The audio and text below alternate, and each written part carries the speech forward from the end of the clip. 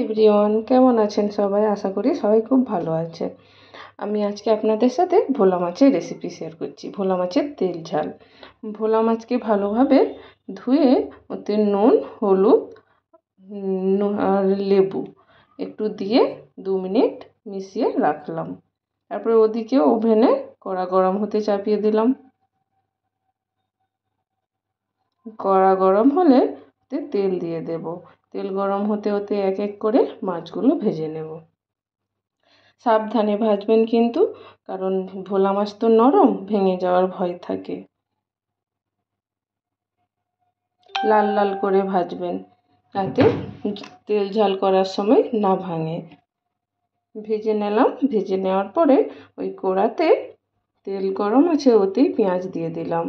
পেঁয়াজ দেওয়ার পরে ব্রাউন কালার হতেই ওতে ধনেপাতা কুচি দিয়ে দিলাম।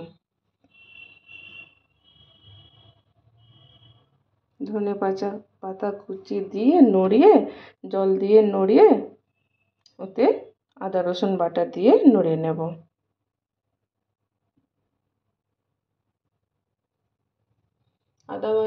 আদা রসুন বাটা নড়িয়ে দেওয়ার পরে ওতে হলুদ গুঁড়ো দিয়ে দেব।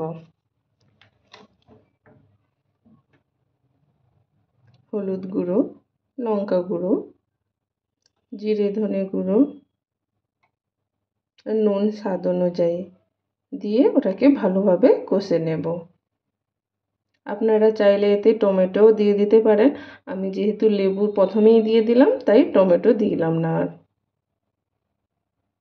দিয়ে এটাকে 2 মিনিট ভালোভাবে কষে ওতে জল দিয়ে দেব। জল দেওয়ার পরে এক এক করে মাছ ওতে ছেড়ে দেব।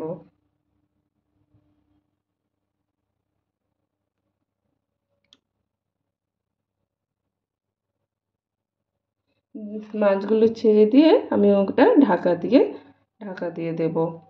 5 মিনিট ঢাকা দেওয়ার পরে তারপরে দেখুন আমাদের ভোলা মাছের রেসিপি। কেউ দেখে বলবে না ভোলা মাছের রেসিপি। ভালো লাগলে লাইক, শেয়ার, কমেন্ট করবেন। ভালো থাকবেন বন্ধুরা।